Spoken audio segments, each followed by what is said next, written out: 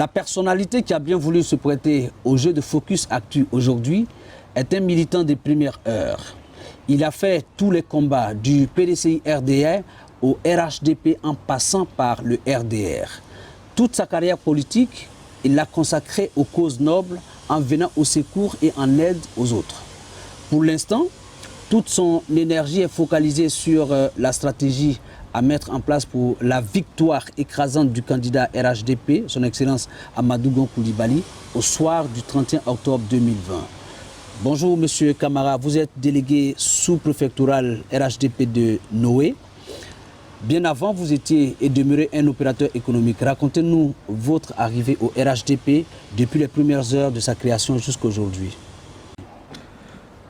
Je vous remercie, vous avez bien affirmé tout à l'heure. Je suis cadre RHDP du Sud Koboé, précisément de Tiapoum. Je pense que lorsqu'on est cadre responsable et qu'on appartient à une région, la première des choses, c'est de contribuer au développement de sa région. Et c'est dans ce cadre que depuis les premières heures, j'ai commencé d'abord à défendre les causes nobles, comme vous l'avez dit tout à l'heure. Donc on a milité ardemment au PDCI, qui était notre parti de référence. Ensuite, dans la jeunesse, on a fait quelques soubresauts ailleurs, que je ne citerai pas. Et on est très rapidement revenu aux idées nobles, d'abord du RDR, en passant par la rénovation, vous comprenez tout. Jusqu'à aujourd'hui, le grand RDR qui donne, avec le PDCI et les autres partis, le RHDP. Je tiens pour moi à rappeler que le RHDP est une suite logique. Le président, notre Nana Oufoué, disait à l'époque, j'ai un État, mais je vais construire une nation.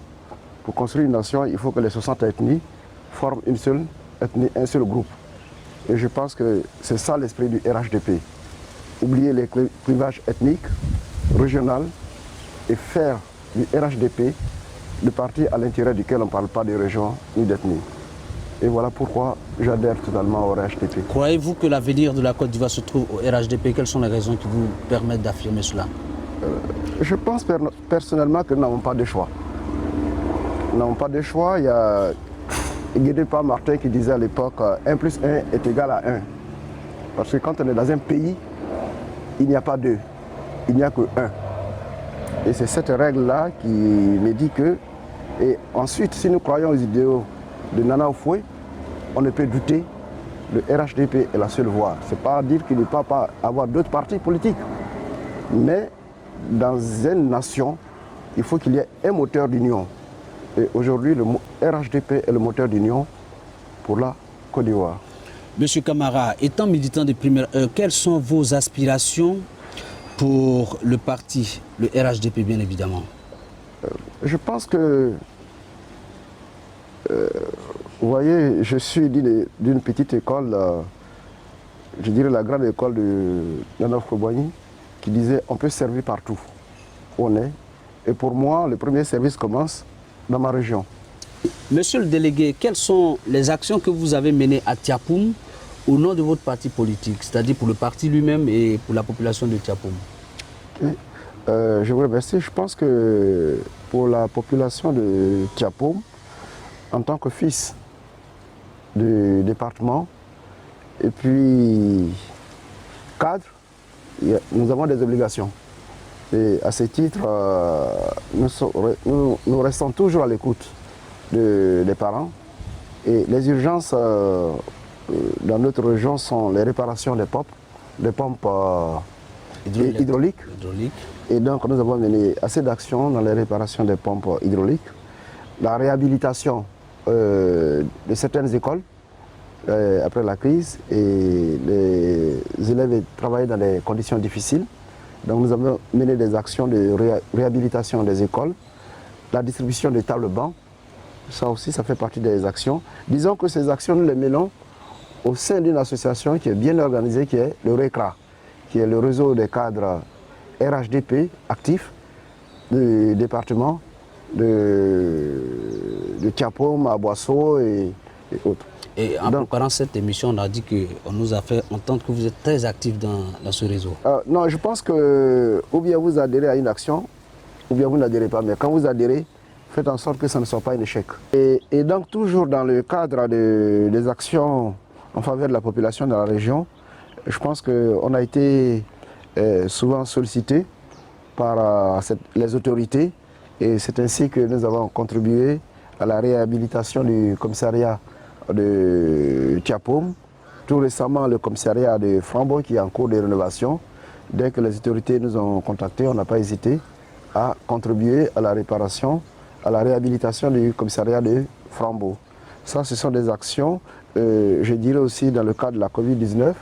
On a été interpellé par les autorités qui nous ont dit qu'en raison de cette difficulté, la population était dans une situation critique. Il fallait apporter une contribution dans les centres sociaux de ces sous-préfectures-là. Donc on n'a pas hésité, comme je l'ai dit tantôt, à faire des provisions suffisantes dont la distribution reste à la discrétion de ces autorités. Ça, c'est les actions que nous avons menées au niveau de la région.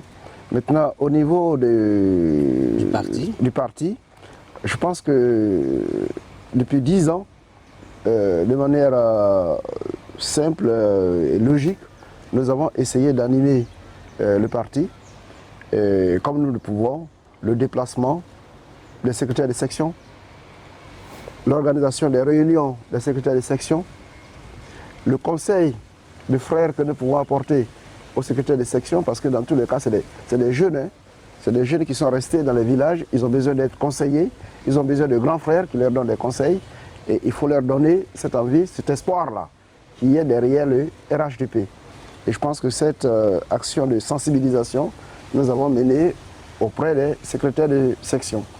Et dans le cadre de la bataille qui est en cours, on n'a pas hésité aussi bien avec le RECRA à regrouper plusieurs acteurs terrain pour leur dire que nous restons à disposition. Personnellement, pour faciliter l'enrôlement, j'ai immobilisé mes équipes pour développer une application qui me coûte cher, mais qui va permettre de faciliter l'enrôlement et de constituer une véritable base de données de traitement et à la disposition de tous les acteurs RHDP du Sud Comoé. Du site pilote. Okay. Donc je mets le système en pilote chez moi parce que je suis présent pour voir l'exploitation, mais je pense que j'ai toujours travaillé pour l'ensemble de la Côte d'Ivoire. Donc le système est ouvert à l'ensemble de la Côte d'Ivoire.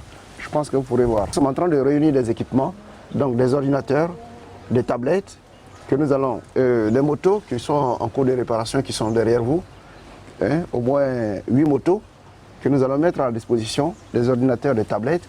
Très bientôt, je pense que la semaine prochaine, nous irons faire cette distribution, donner des outils d'enrôlement, des outils de déplacement et des outils de traitement pour les différents acteurs terrain.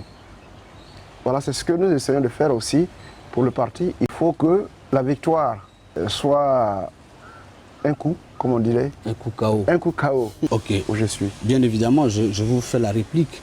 En tant que délégué, je m'adresse maintenant aux délégués. Quelles sont les actions que vous avez menées donc à Tiapoum au nom de votre parti politique, le RHDP? Je pense que d'abord les actions, il faut les situer sur plusieurs angles. Nous sommes dans la Côte d'Ivoire connu une période difficile. Ce qu'on dit, les braves paysans ont connu leur phase de difficulté et nous sommes dans une région suffisamment agricole qui connaît les difficultés d'après-crise. Et dans ce cadre-là, malgré l'effort que ces braves paysans font, nos parents font, il y a encore des difficultés et donc il faut chaque fois venir en aide et les orienter. Et nos aides se situent sur 3 angles. D'abord, il y a tout ce qui concerne l'appui spécifique aux communautés sur les cérémonies, que ce soit les musulmans, les cérémonies chrétiennes, ça c'est posé. Ensuite, il y a des grands événements ou bien des situations spécifiques telles que la Covid-19, qui est aujourd'hui une réalité qui n'est pas prévue et qui s'impose aux parents, qui demandent des nouvelles dispositions. Nous avons dans ce cadre-là mené des actions qui ont tenu compte du fait que, avec la fermeture des frontières par exemple, certaines activités qui étaient menées sur le terrain ne pouvait plus être menée. Donc du coup, il devait avoir logiquement un appauvrissement de cette population qui s'adhérait au commerce transfrontalier. Le deuxième aspect, nous sommes sur une frontière et dans la frontière, on n'avait pas tous les moyens pour contrôler les passages clandestins. Et donc, si on ne peut pas contrôler les passages clandestins, parce que, c'est des familles qui sont de chaque côté, vous ne pouvez pas dire non à votre famille. Mais lorsque quelqu'un de la famille traverse la frontière, il faut avoir les moyens rapides de contrôle. Donc, nous avons essayé automatiquement d'envoyer les équipements nécessaires pour faire le diagnostic rapide des cas qui pouvaient se passer. Et donc, à ce niveau-là, on a été les premiers sur les 3 sous-préfectures qui ont des frontières avec le Ghana, d'envoyer les équipements nécessaires, d'envoyer les produits nécessaires pour intervenir. Ensuite, très rapidement après, c'était le mois de Carême, où il fallait, même dans le cadre aussi de la Covid-19, il fallait, à la demande des autorités, étant donné qu'il y avait des cas sociaux, apporter un appui aux autorités. Donc dans les 3 sous-préfectures, nous avons fait un don aux sous-préfectures, un don pour l'aliment des sacs de riz, plusieurs tonnes de riz à la sous-préfecture de Tiapoum, sous-préfecture de Nouamou et sous-préfecture de Noé. On a fait cette distribution. Ça a coïncidé avec le mois de Carême. Nous avons fait aussi les mêmes dons, plusieurs tonnes de riz pour les communautés de Tiapoum, Nouamou et Noé. Solidarité Ramadan oblige. N'empêche qu'à Tiapoum, monsieur le délégué, des difficultés, il en existe. Quelles sont ces difficultés-là? Non, je pense que ce n'est pas spécifique à Tiapoum. Aujourd'hui, on parle du RHDP parce qu'on a compris que dans les divisions de base, on ne pouvait pas développer notre pays. Et ces divisions-là, il y a tout un processus pour obtenir l'adhésion et aller dans une certaine cohésion pour développer. Donc, ces divisions ont encore leurs traces. Nous sommes en train de travailler ensemble avec l'ensemble des cadres pour essayer d'avoir une voie commune de développement de notre région. Donc, à ce niveau-là, je pense qu'il y a notre papa, notre grand frère, le ministre Aka Aolé, qui fait un travail énorme dans le sud Comoé. Le ministre de la Santé, en même temps président du conseil régional de la région. Effectivement. Et donc, il fait un travail énorme et à côté de lui, nous essayons de travailler pour asseoir le RHDP. Alors, quelles sont selon vous les solutions pour un RHDP très fort à Tiapoum? Je pense que à ce niveau-là, l'animation du RHDP à Tiapoum n'est pas pour moi au bon niveau.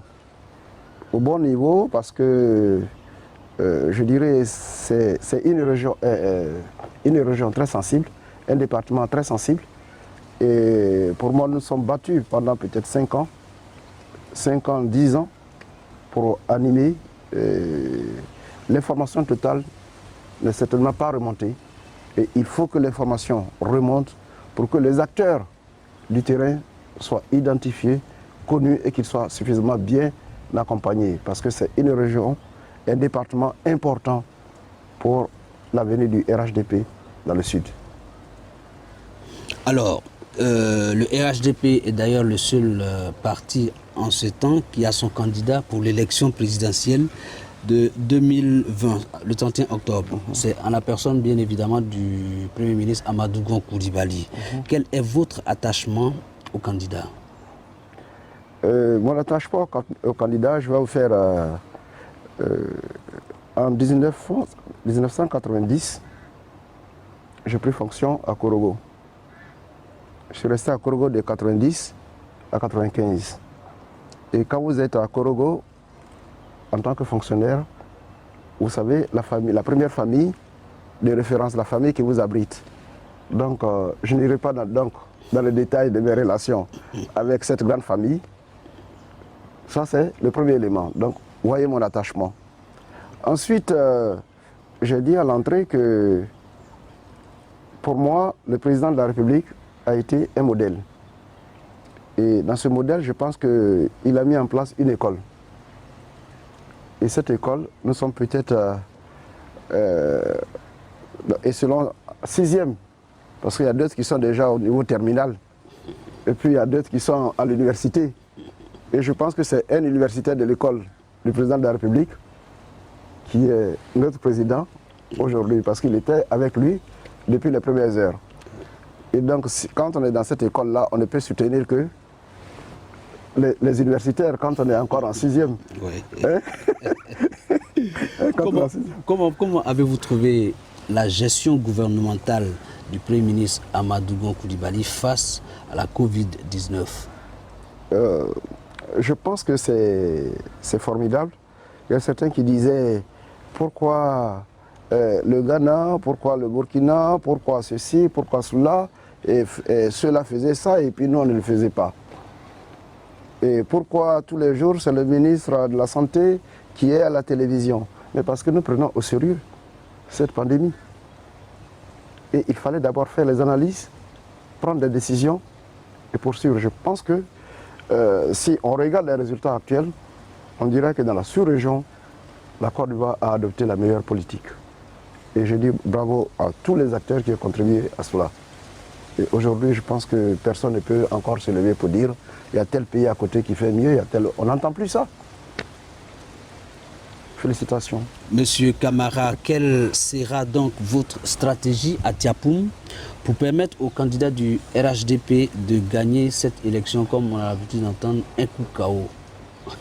Bon, je pense que la stratégie est simple.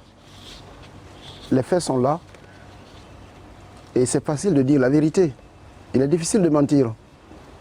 Mais lorsque les faits sont là, pour prouver, pour donner la preuve de ce qu'on dit, on n'a plus besoin de s'inquiéter. Aujourd'hui, je pense que c'est la communication, c'est ce que je disais tout à l'heure. Au niveau de l'animation, il faut trouver les bonnes voies de communication pour que les actions menées par le gouvernement du Premier ministre soient réellement expliquées, soient connues. À partir du moment où ces actions sont connues, expliquées, il n'y a pas de raison que le RHDP ne triomphe pas à Tiapoum. Il n'y a pas de raison. Moi, j'ai fait une campagne, c'était en 2015, et je disais, c'est pas normal que dans une région comme le sud Comoé ou bien Tiapoum, qu'on circule sous les caféiers pour aller faire une campagne. Pour aller à Tiapoum, vous passez sous les palmiers. Pour aller à Noamou, vous passez sous les palmiers. Quand on parle de Tiapoum, quand même, mais c'était en 2015. Aujourd'hui, pour aller à Tiapoum, on espère très rapidement passer sur une voie boutimée, de 2 voies de chaque côté. Ce qu'on n'a pas obtenu en 50 ans, on obtient après une seule promesse du président de la République, on l'obtient en 5 ans. C'est une vérité, facile à expliquer. Je pense qu'il faut mettre les acteurs capables d'expliquer cette chose à la population sur le terrain pour que le travail soit fait. Alors nous sommes pratiquement au terme de notre entretien. Est-ce que vous avez un appel à lancer en termes de mot de fin? Je pense qu'en termes de mot de fin, la Côte d'Ivoire est belle. Et pour ne pas dire ce que les gens n'aiment pas entendre, fiers Ivoiriens, et nous avons des raisons d'être fiers. Nous avons une nation à protéger. Et je pense que protéger notre nation, c'est d'être ensemble, travailler dans l'union. Et comme notre devise le dit, union, discipline. Travail, soyons disciplinés, restons dans l'union. Et puis ensemble, combattons la Covid-19. Nul n'est prophète chez soi. Et pourtant, M. Bakary Camara l'est à Tiapoum. La raison, c'est son humanisme et sa main sur le cœur qu'il fait. En attendant de battre campagne pour son candidat RHDP et son Excellence Amadou Gon Coulibaly, nous avons pris plaisir à échanger avec lui. En vérité, vous le savez, nous sommes en guerre contre la Covid-19. L'État est en première ligne, des mesures sont prises, il faut les respecter dans le plus grand calme et la grande discipline. Vous faites toujours bien d'être AGC TV, l'actualité du Lion.